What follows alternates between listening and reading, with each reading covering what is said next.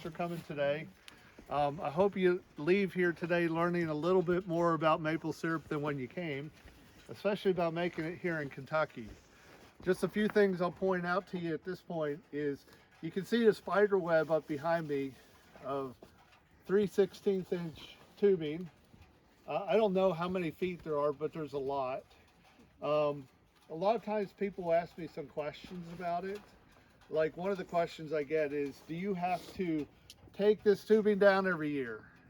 The answer is no, because if I did, I wouldn't be doing it. That'd be a lot of work. It's hard enough getting it up one time.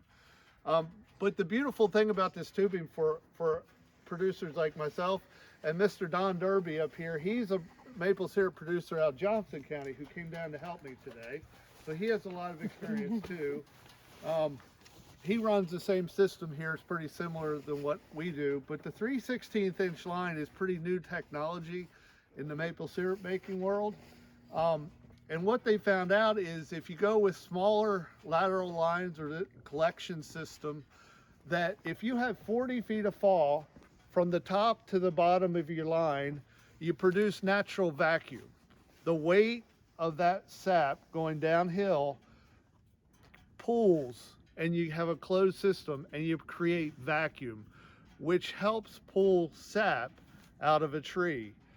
Using vacuum, I can produce, or I can get up to 300% more yield of sap than if I just hung a bucket and let it drip into a bucket. So all the commercial producers, let me restate, most of the commercial producers will use vacuum that they create using electrical vacuum pumps, which are expensive.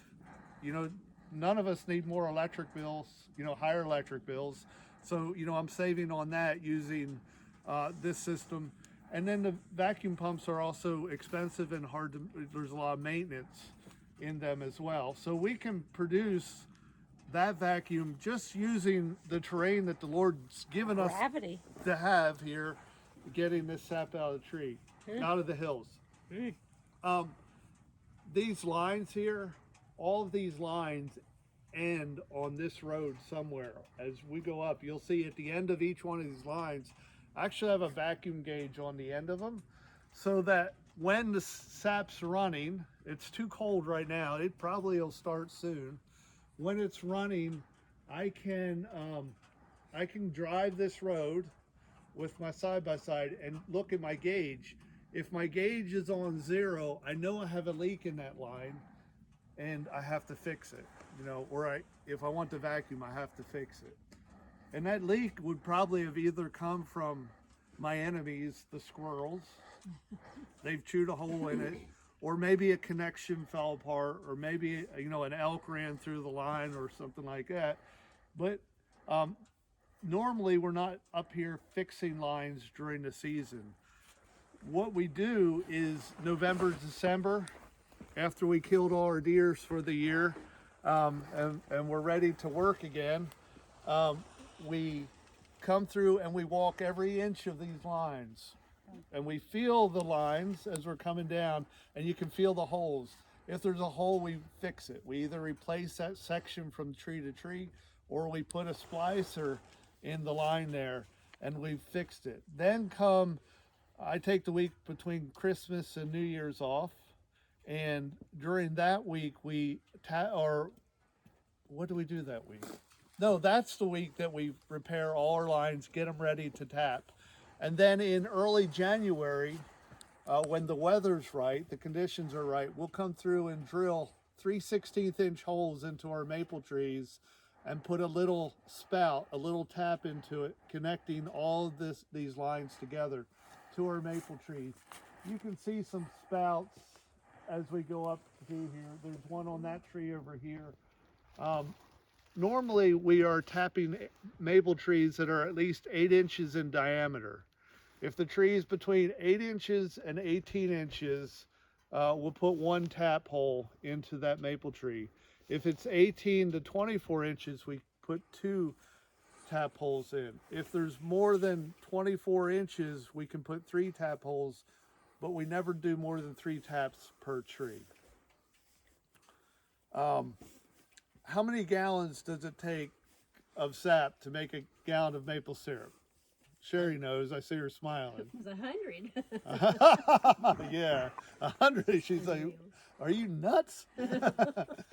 So it really depends on the year. The sugar amount, the volume of sugar in the sap dictates how many gallons of sap it takes to make a gallon of maple syrup. The gold standard in the industry is 42 to 1. That's based on 2% sugar. Last year, it was a good year. We had 1.6 gallon or 1.6% sugar, and we were around 67 to 1 last year. This year is dismal. It's hovering around 1%. So it's taken 100 gallons of sap to make a gallon of maple syrup. And what that means is we got to boil 99 gallons of water out of that sap to concentrate the sugar to get it to be 66.5% sugar. When we're at 66.5% sugar, we have maple syrup. And we're kind of particular about that. That's where we want to end. And when we're boiling it, that boiling process is the caramelization. That's where you get the brown color of your maple syrup. Any other questions about? Yes. How do the pipes not break when it freezes? Well, they're okay. Let me say a couple things. They're flexible, so if a tree falls down in the woods, a lot of times it doesn't hurt the maple lines. I can cut the tree, pull the line up, and it'll be just good. It's really flexible. It's pliable. And the same way, if the liquid freezes in there, it doesn't break it. It's not like your CPVC plumbing in your house, and if it freezes, everything's broke and you got leaks. That's not how this tubing is. The other thing I'll mention is it's not blue because blue's pretty or a nice color. It's blue on design. That blue color helps keep the sap cool when it gets warm out, and it also prevents ultraviolet lights from getting into the sap. That can do damage to the sap. The sap is not shelf stable. It has sugar in it. And wherever you have sugar and bacteria will grow. So when we have a sugar flow, we have a short window of time to make our product. Normally, we try, well, it depends on the temperatures, but a lot of times, if we get a sugar flow, we want to have that process within 24 hours if we can. I'll also point out, this isn't my full-time job. This is after I'm done my day job is when we do the boiling process. So the amount of time that we spend boiling is really important to us. So that's why down to the Sugar Shack, if you talk to Ruben, my son, he might have talked to you about our evaporator there and the RO and how we can handle that volume of sap in a short amount of time. It'll never cease to amaze me that when maple drips out of a tree, it's not like you open up the faucet and it pours.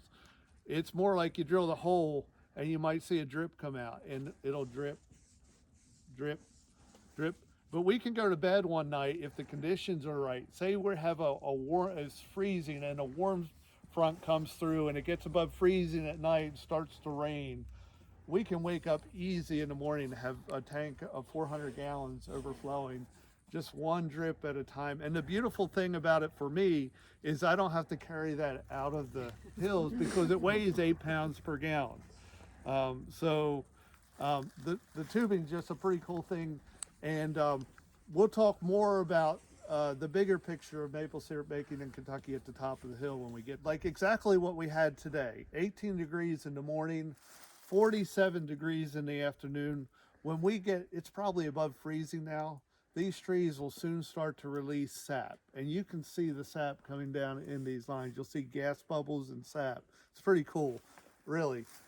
But one of the neat things, then if it got cold tonight, then the reverse is going to happen, and the trees will start pulling the sap back up the hill. You can actually see it going back up the hill. So the drop lines that come down from the tap into my line are a bigger diameter than this line, so that when it's going back up the hill, that sap can't get up into my tree. Because that sap in there will carry bacteria. If it gets into my tree, it doesn't hurt my tree, but my tree will respond by healing. And when it heals, it won't release sap. It'll get to the point where it's so healed, you won't get any more sap. So it's just one method that we use to prolong the season by using bigger drop lines. And that's probably more than what you wanted to know. How can you take so much sugar out of a tree and not hurt it? Where is it stored? In the roots? Where does it come from? It's the roots, and in the summer, the process of photosynthesis and all that, creating the sugar. Stores in the roots. Yep, and it stores in hundreds of years worth of history. These trees, like that maple tree, that sugar maple there, I bet you that tree is probably 65 years old. The sugar maples are a slow growing tree, and the last thing I want to do is hurt that tree. And I want it to be there for the next generation. So we want to be careful about how we treat our trees. But we know by past experience, and if you follow this guidance, that the trees will not be harmed. The other thing that I've done here on the farm is this section here, I've just finished up working with NRCS, a timber stand improvement project, where we are releasing trees around our maple trees. In other words, we're killing the trees around our maple trees so that they can develop a bigger crown. In our woods here in eastern Kentucky, the maple trees are competing with the oaks, the hickory trees, the poplar trees, and they tend to be a smaller tree, and when they're competing, they're reaching for the sky, and they don't get a big, nice crown on them. So if we go around and take out some of the trees around them slowly, then the crowns get bigger, and the theory is our sugar content over time will get higher too, because they'll have more of a tree top to deal with. But I got to be careful, because if we give that tree over 25% new sunlight at any given time, we can sunburn that tree and knock it out of production for a couple years. So it's a very slow and deliberate thing that we're going through. It's like the long haul, not instant gratification, but we're working at these things over time. Next stop, top of the hill.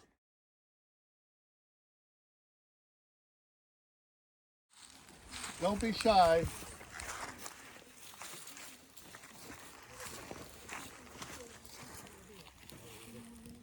Now, you can see the close-up here of a maple tree that's tapped with the drops, and the two taps in this tree right here, the sugar maple. And you can see how this tree is competing with the big red oak here. It's leaning this way, reaching for the sun. They like that. The hollers that we are on the southernmost edge of sugar maple where they'll grow, and one of the things that they really like here in this region are the north facing hollows. They tend to be damper, cooler, wetter, and that's what the maple trees like. This is a north facing hill. South will be this way, right back behind us here. On a south facing hill, they tend to be droughty, and you don't find as many of the sugar maples on those hillsides.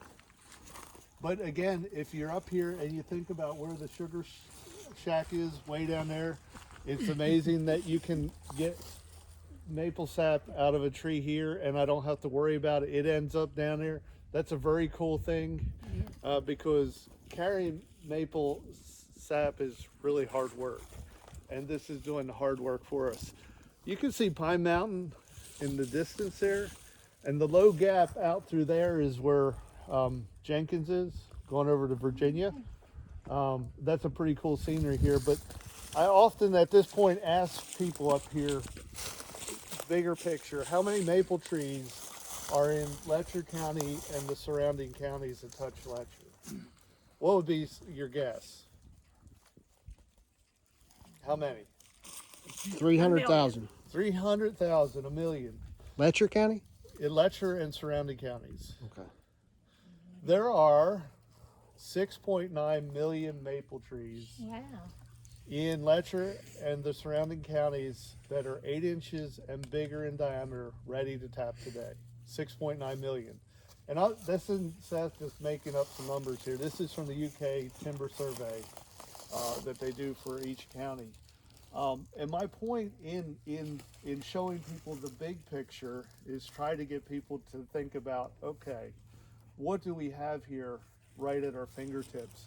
Because we did a business plan for this farm. We've actually borrowed some money, invested money into it. And on that business plan, it says we'll go from 100 to 500 taps in 5 years. Gross maple sales will be $77,000 over 5 years. On one hand, that's not eye-popping amount of money. It's hard to make a living on $77,000 over 5 years. But on the other hand, if you think about that in terms of 6.9 million maple trees, what are the possibilities?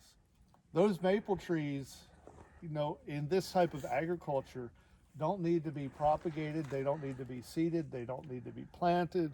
They're there today in our hills. And how often have you heard the term, oh, we just have worthless hillside property? I've heard it 1,000 times. These hillsides are not worthless. There's value here, and there's possibilities. Now, maple syrup making isn't for everyone. Not everybody should jump into it and do it. Labor intensive. It's 13 cents an hour, buddy. It's labor intensive, but if you're in farming, if you're trying to make a living farming right now, what are you doing this time of year? You're not in the fields. Your calves haven't dropped yet. Your lambs haven't lambed. And what you need as a farmer is money at the early time of the year to buy your fertilizer and seed to do things, right? And you can take this sap and in 24 hours turn it into cash. And it is actually a profitable agricultural activity. I've been in farming all of my life. My wife was raised on a dairy farm.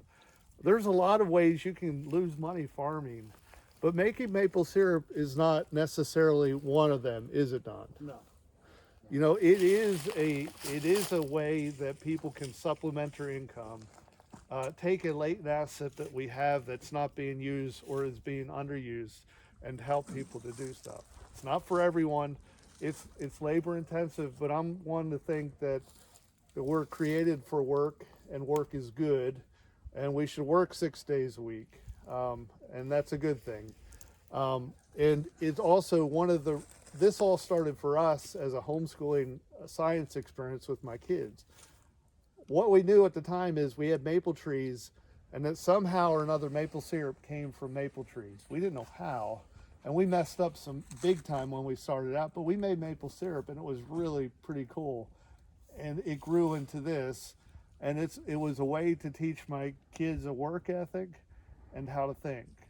Because there's a lot of problem solving when you get into stuff like this too. Yeah. So it's just a good way to families get together and doing an activity and trying to do good things with it. So, yeah. All right. Any questions? So good, so amazing. It is. Oh, so amazing. Any questions? I'll say last year there were 2 families that came to our event. Wanting to learn about how to make maple syrup, and this year they're commercially making maple syrup That's awesome. on their places. So In Letcher County? one of them's in Letcher County. The other one actually came from Mayfield in here last year. Got an Airbnb and said, we want to come. And I said, you get here at 8 o'clock in the morning. If you're coming that far, I'll give you a VIP tour. And then I've worked with both of those families during the year to help them learn. We're not like, when we do this, it's not like, okay, this is our secret. We don't want other people to learn about it. We're like, if you're interested in making maple syrup, we want to help you be able to make, because the more people doing this, the market's there, the product is great, there's plenty of room for people, and the more people that are doing it is better for all of us. So that's kind of our thing. All right. Nice. Good. Well, I hope you leave today learning more about maple syrup than what you Most definitely. Okay. I'm going to appreciate it. Yeah. That's right. It's a lot of hard work. There's a great poem on YouTube of a guy that says he goes to an event like this and he says, I'm not paying that kind of money for maple syrup, and he goes out and he's going to do it himself, and after he practically at the end of the poem burns his house down doing it, and he wishes he would have paid the price up The front. maple syrup. So, all right, thank you all. Thank Appreciate you coming. you.